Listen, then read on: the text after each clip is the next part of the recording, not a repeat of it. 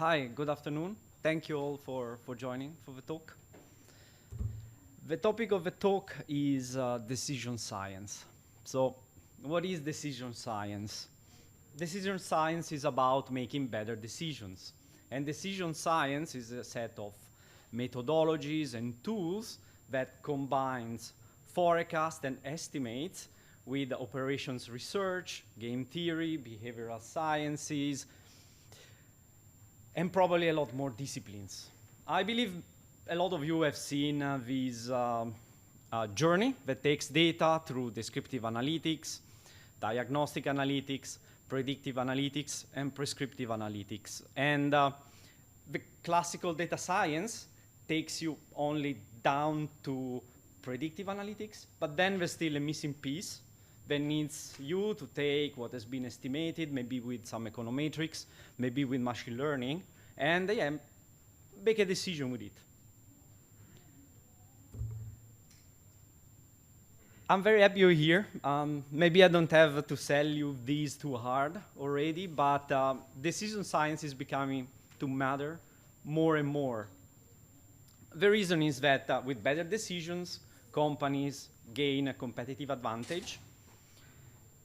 And with better decisions, you gain personal success. So it's wise to make good decisions. With better decisions, companies can translate data, their investments, into money. And I see that as a natural evolution of a data professional that started from being somebody who just produce dashboards that are going to be looked at and analyzed by others, to be a data scientist that helps with forecast, to become ultimately the decision scientist that makes decisions or supports executives in the decision-making process. And it's also a hot topic because, well, a lot of people still have not been using decision science. And I spent some time calling companies, executives, asking them, how are you doing your decisions? And pretty much most of them just said, well, it's my gut feeling. I get the forecast, I get some input, but it's my intuition. And that's suboptimal. Now, making good decisions is very hard. Why? Well, in the picture here, we have Professor Paul Frampton. He's a world-renowned physicist. He fell in love with a swimwear model. They had been chatting some time together until she persuaded him to help her out by going to Bolivia, grabbing a suitcase, and, well, somehow he got convinced. He went there, got the luggage, went to the airport, where it turns out it was full of cocaine. And the guy spent quite some time in jail. I mean, a super smart person. But the problem really is, I mean, it's a little bit of a dramatic example, but the point is that a lot of our focus has been spent on identifying biases in the data. There's a lot of research, high quality. It's been a very valuable exercise. But even if there were no biases in the data, the decision-making process could be itself biased. And this is something that is overlooked. And this is something that decision science aims to tackle. Well, point is that before making a decision, we have yet to make another decision. We have to decide what the decision-making process will be, which options will be considered, which information will be taken into account, whether I'm gonna listen or not to friends saying that just grabbing a suitcase in Bolivia is wise or not. Well, there are a lot of biases here. You also might decide how much time you want to spend making a decision. So decision science is a set of tools that aims at creating a systematic process that is gonna help you make better decisions. Everything starts with understanding the context of a decision. point is, you're chased by a lion or a panther. Well, you don't want to start researching on your smartphone about lions and panthers, right? Better run or scream or get some help. So you need to understand the context. It's an important decision, how much time I want to invest. Is it worth to write a mathematical model or just running? The second step is about brainstorming on options and scenarios. And there's a wide body of research that says that you get tunnel vision. Oh yeah, that's how I'm going to solve the problem. It's better to step back, get a piece of paper, and write down options, scenarios. Making decisions is a creative exercise. So spend time on evaluating all the possible options that you might have. The third step, it's really, really tricky. It's where sort of like things start to get a little bit more complex. And it's about really understanding what optimal means, what is best for you, how you're going to measure the optimality, what the criteria will be, and also define all the constraints.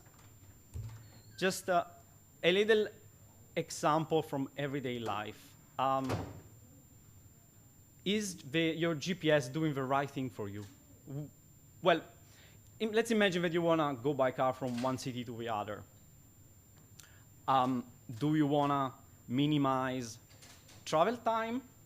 Or do you want to minimize travel distance, something a little bit more environmental friendly? Maybe also adding a constraint that say, yeah, okay, I'm okay by trading off some time for something which is more environmentally cautious, but I don't want my trip to be longer than 3 hours, 4 hours, whatever. So it's really tricky, and sometimes you have already something where, well, some criteria, some approaches are deeply engraved. You're already made unconsciously sort of decisions that, well, about the criteria of optimality, and you're not even realizing these. I work on a route scheduling project where we helped a client having tons of vans, with technicians going around Switzerland and Germany to provide technical support at client sites. And for them, it was just obvious. I want to minimize the time spent in the van driving. But actually, that's not really what they should be aiming for. They should minimize idle time, or the time actually that they are not spending doing useful work.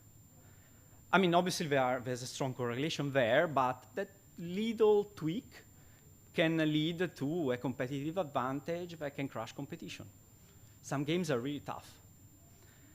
And sometimes we don't even know really how algorithms work, how as a tool defined what is optimal for me. I read a lot about Tinder, for example, online. Well, how is Tinder deciding that that's a good match? Is that aligned with what I'm looking for? A lot of products have made a certain optimization decision for us around the criteria without sort of like transparently communicating that, and this is also a problem. Now, the good thing is that once you have defined what is optimal and defined the constraints, then Python comes at hand, and there are a lot of libraries that allow you to fluently formalize your problem with code at a very good level of abstraction. And those libraries tap into solvers, such as Cplex, Gurobi, Mosaic, and it's really important to be able to keep the definition of a problem at an abstract level, as fluent as possible, as close to the mathematics and formula as possible. and decouple the problem definition from the solution of the problem, which is often done better by solvers than what you would implement in a reasonable amount of time. And if we look at these, just a little example, let's assume that we have a company called Coolco.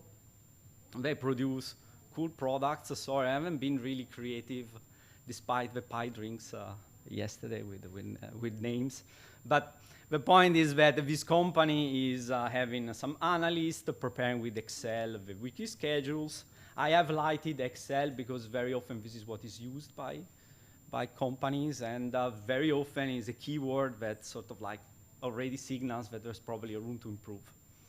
And schedules are often something where, well, people complain about.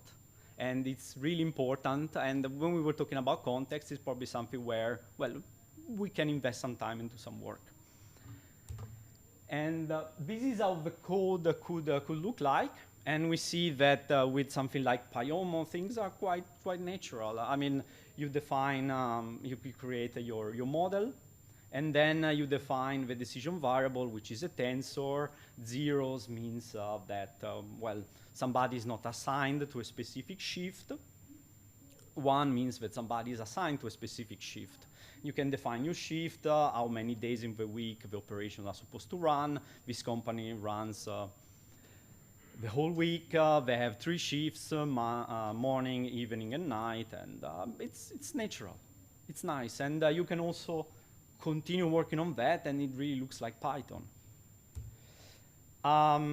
Then we see here that we're going to have to make certain assumptions about parameters, such as how many units a worker is able to build or produce per shift, what are the costs. If they make some assumptions also around the demand, the data scientist has calculated with some machine learning. Okay, let's trust the numbers that we got from the data scientist. And then with that, we can define some business logic that calculates some definition of operating profit, how much you're able to sell with what you produce, and how much it costed you. And the same applies to the constraints. We see here a few examples. So you don't want workers to work more than a certain number of shifts per week. You want to be fair, so you don't want to have somebody staying at home unless he's on holidays, obviously. You don't want to be workers to have too many night shifts, one after the other. That would not be fair, right? And this is obviously like a big discussion with HR regarding regulation, etc. So everything looks nice. The key assumption, or the sort of like underlying building block of these, is that we get some values, some point estimates for your parameters, right? Like how many units a worker is able to produce per shift. And this is where probably the next step comes in. And for that, I have prepared another example, a personal example. Spoiler alert, there's no drug smuggling involved here, at least. Not that I know of. But the idea is that let's assume that you want to travel with family from Zurich, where I'm currently based, to Florence. And you have to decide whether you're going to go by train or by car. The forecasting, make prediction, and then decide approach would be you go on Google Maps, and you just check how much time it's going to take. But this is not how we work. We need to take into account scenarios. And this is where I was sort of like why I was mentioning before, it's a creative exercise. You need to think, what is the risk of delays? What happens if you miss connections? You're grounded in Milan with family, young kids. You have strikes. Then you have also to consider if you go by car, drive times, the possibility of getting jam, whether your daughter can feel car sick or not. So there's a lot going on here. And this is really where we have, you have this approach where you have to sort of like design scenarios, make assumptions, see what happens, stress test ideas. And this approach, by the way, is called agree on assumptions. It's still not really widespread, but really interesting to look at. And this is also something that can be done by Python. Another example is, for instance, let's assume that you have a company that runs cruises, and you have to define the optimal price and how many ships they should deploy ahead of the holiday season. So you can have a model where you take some historical data, and you also take some external data that gauges the willingness of clients to purchase the service, to travel. And you build some model where you want to estimate the relationship between quantity, this external driver, and the price. Something that looks like this here. You see some chart of the pictures, some estimations in terms of sensitivity between price and quantity. And then you want to maximize the profit, again, revenues minus cost, and find these, the optimal combination of price and number of ships.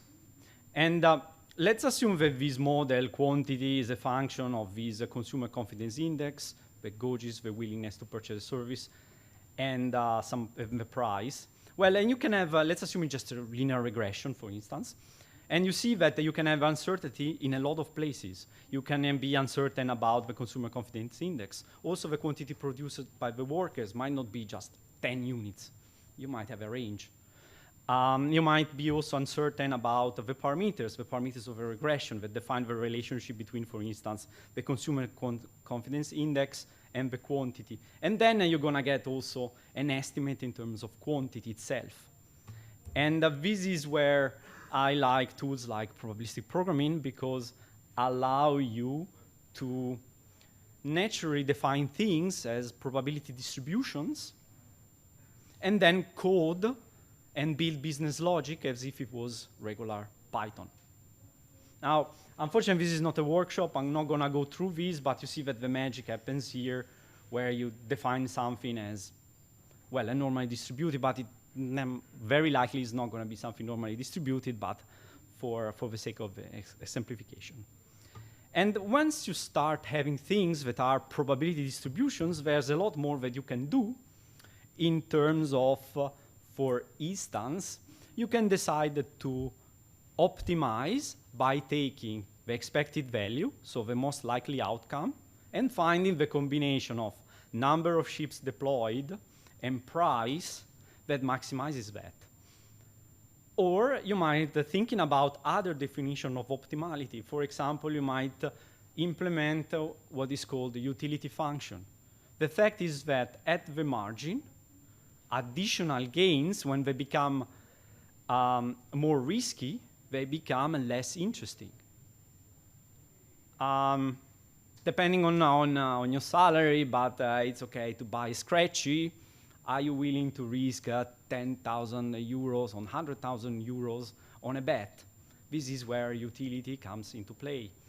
And so you can define also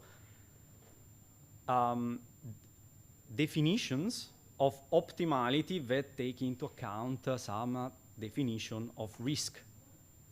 For example, you can look at where things are if you look at the lower quantile and you don't look at the expected value. But the point is, you have a lot more information, and you can tune your definition of optimality according to that.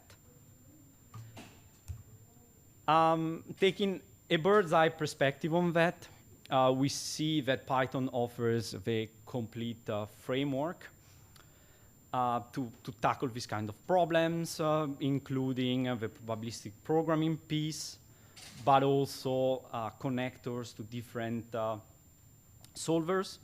Here we sort of like looked at standard mathematical solvers, but you might also problems that require meta-heuristics or reinforcement learning. Python is a Swiss Army knife. Now, I see that I'm not doing too bad in time. So we have the time also to discuss, strangely enough, and we have also time to discuss the last piece, which is about evaluating the decision. And this is extremely hard because a good decision is not something based on the outcome. I mean, you might play a gamble, you win the gamble, and you might think, well, that was a good decision. No, you were lucky. A good decision is having assessed the risk and benefits associated to the gamble correctly. And this requires a lot of discipline because you have to keep in mind that now you know more than the moment you made the decision. You have to forget about the outcome, and you have to put aside also the feelings. You lose a gamble, you're extremely disappointed, it's very subjective, but evaluating the decision is really tricky. You also might want also to compare decision models. So you might also want to build experiments, A/B tests, and it's a whole field in a field. And this is also what makes, coming to the conclusion, decision science cool. I mean, I only scratched the surface. This morning I realized that I had probably 1.5 hours of content for this talk. I'm not sure that the colleagues that coordinate would have been happy with that, but I didn't even touch upon game theory and the fact that somehow often decisions, the best decisions are suboptimal. Think about, for example, how ice cream parlors put themselves on a beach, right?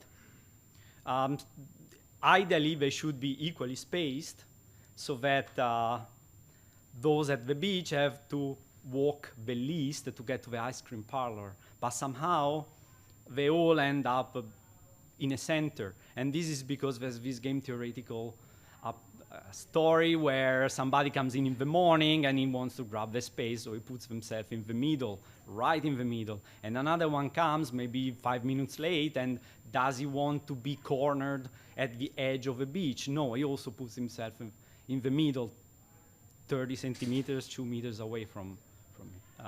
So decision science is cool. I think it's interest on this discipline is growing, and that's all I have. All I had to say. 24 minutes or 30 seconds. Thank you. That's great.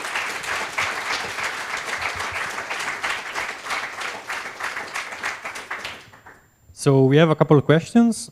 The first one is, what if the target function is unknown? Does exist some structured approach to try to find it out? A/B test, experiment, design, etc. Well, I guess this is where the human component comes into play.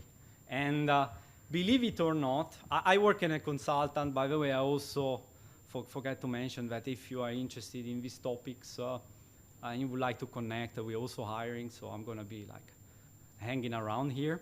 But by the way, this was the 20 seconds that I saved from the presentation. But the point is, what you really need to do is to sit down with those the key stakeholders, or with yourself and your wife, whether this is a personal decisions, and try to get to the point.